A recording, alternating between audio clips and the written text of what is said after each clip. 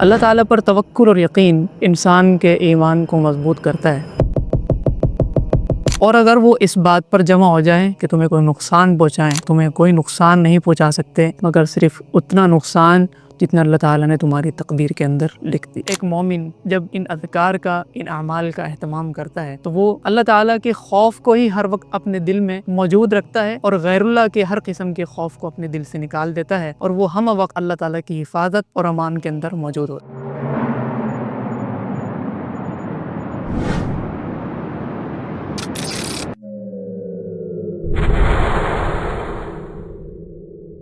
بسم اللہ والحمد للہ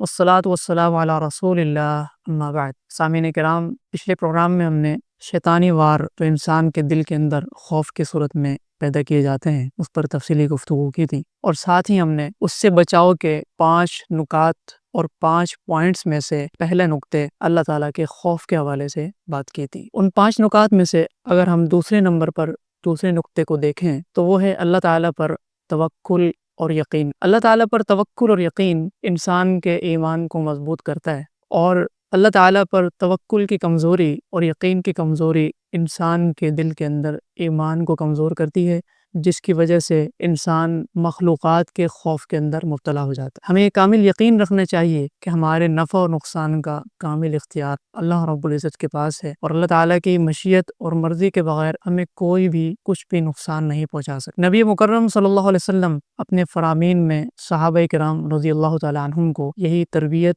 اور نصیحت فرمایا کرتے تھے، اور آپ کی نصیحتیں ہم تک بھی پہنچی ہیں۔ آپ نے فرمایا وَاعْلَمْ أَنَّ الْأُمَّةَ لَوْ اجْتَمَعَتْ عَلَىٰ أَن يَنْفَعُوكَ بِشَيْءٍ، عبداللہ بن عباس جان لو کہ اگر پوری امت جمع ہو جائے اس بات پر کہ تمہیں کوئی فائدہ پہنچانا ہے، لَمْ يَنْفَعُوكَ إِلَّا بِشَيْءٍ قَدْ كَتَبَهُ اللَّهُ لَكَ، تو تمہیں صرف اتنا ہی فائدہ پہنچا سکیں گے جتنا اللہ تعالیٰ نے تمہاری تقدیر اور تمہارے نصیب کے اندر لکھ دیا۔ وَلَوْ اجْتَمَعُوا، اور اگر وہ اس بات پر جمع ہو جائیں أَن يَضُرُّوكَ کہ تمہیں کوئی نقصان پہنچائیں، تو لَمْ يَضُرُّوكَ وہ تمہیں کوئی نقصان نہیں پہنچا سکتے، إِلَّا بِشَيْءٍ قَدْ كَتَبَهُ اللَّهُ عَلَيْكَ مگر صرف اتنا نقصان جتنا اللہ تعالیٰ نے تمہاری تقدیر کے اندر لکھ دی۔ اس حدیث سے یہ بات واضح ہوتی ہے کہ انسان کو اللہ تعالیٰ پر توکل اور مضبوط یقین رکھنے چاہیے، اور اس بات کا اعتراف اس کے دل کے اندر موجود رہنا چاہیے کہ اس کے نفع نقصان کا مکمل اختیار اللہ رب العزت کے پاس ہے، اور کسی قسم کا خوف اپنے دل میں پیدا نہ کرے۔ تیسرے نمبر پر جو اہم نقطہ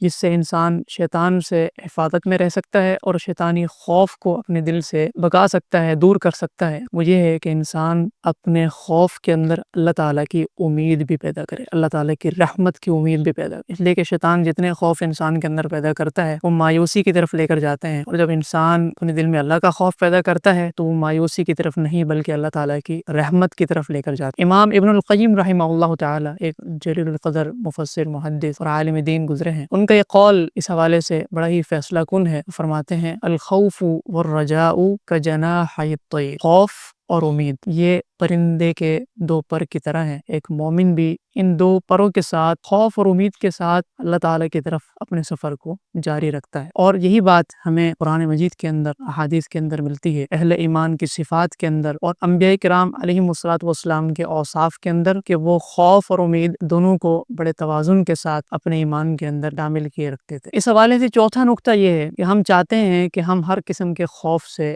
آزاد ہو جائیں اور صرف ہمارے دل میں اللہ تعالیٰ کا خوف ہو، تو چوتھی بات ہمیں یہ ذہن میں رکھنی چاہیے کہ ہم اللہ تعالیٰ کی حفاظت میں آئیں، ایسے اعمال اور ایسے اذکار کا اہتمام کریں جن سے ہم اللہ تعالیٰ کی حفاظت میں آ جائیں، جیسا کہ نبی علیہ الصلوۃ والسلام نے فرمایا کہ جو شخص صبح اور شام 3 بار یہ دعا پڑھے، من قال حین یصبح وحین یمسی، جو شخص صبح اور شام 3 بار یہ دعا پڑھے، بسم اللہ الذی لا یضر مع اسمہ شیء فی الارض ولا فی السماء وهو السمیع العلیم، کہ میں اللہ تعالیٰ کی مدد چاہتا ہوں، اس کی حفاظت میں آتا ہوں جس کے نام لینے سے زمین و آسمان کی کوئی بھی چیز مجھے نقصان نہیں پہنچا سکتی۔ اس دعا کا اہتمام کریں۔ نبی مکرم صلی اللہ علیہ وسلم فرماتے ہیں جو شخص صبح اور شام 3 بار یہ دعا پڑھتا ہے، اس کا اہتمام کرتا ہے، اس کو کائنات کی کوئی بھی چیز نقصان نہیں پہنچا سکتی۔ اسی طرح رسول اللہ صلی اللہ علیہ وسلم کا ارشاد ہے من صلی الصبح فهو فی ذمۃ اللہ، جس نے فجر کی نماز وقت پر ادا کی وہ اللہ تعالیٰ کی امان اور اللہ تعالیٰ کی حفاظت میں۔ تو جو شخص اللہ تعالیٰ کی حفاظت میں آ گیا اسے ڈر کی کیا ضرورت ہے، اس کے دل کے اندر کیسا خوف ہو سکتا ہے۔ ایک مومن جب ان اذکار کا، ان اعمال کا اہتمام کرتا ہے تو وہ اللہ تعالیٰ کے خوف کو ہی ہر وقت اپنے دل میں موجود رکھتا ہے اور غیر اللہ کے ہر قسم کے خوف کو اپنے دل سے نکال دیتا ہے اور وہ ہم وقت اللہ تعالیٰ کی حفاظت اور امان کے اندر موجود ہو۔ اس حوالے سے 5واں نقطہ اور 5واں پوائنٹ یہ ہے کہ اگر کسی شخص کے اندر شیطانی حملہ کامیابی کی طرف جا رہا ہو اور اس کے دل میں غیر اللہ کا خوف بیٹھ گیا ہو یا کسی بھی قسم کا کوئی خوف ہو، تو اسے چاہیے کہ وہ صالحین کی صحبت کو اختیار کرے، اچھی صحبت اختیار کرے تاکہ تنہائی سے دور رہے۔ جب انسان کے دل کے اندر شیطان کی طرف سے خوف پیدا کیا جاتا ہے تو اس خوف کے نتیجے میں انسان اپنے آپ کو تنہا محسوس کرتا ہے، اور جس قدر وہ تنہا ہوتا ہے شیطان اس کا قرین بنتا جاتا ہے، اس کا ساتھی بنتا جاتا ہے، اور آہستہ آہستہ شیطان کا غلبہ انسان پر مضبوط ہوتا ہے، جس کی وجہ سے اس کے ایمان کے اندر کمزوری واقع ہو جاتی ہے۔ جب انسان اچھی صحبت اختیار کرے گا، نیک لوگوں کے ساتھ اس کا اٹھنا بیٹھنا ہوگا، تو انشاءاللہ تعالیٰ کی شیطانی حملہ ناکام ہو۔ اللہ تعالیٰ توفیق عطا فرمائے۔ وآخر دعوانا الحمدللہ رب العالمین۔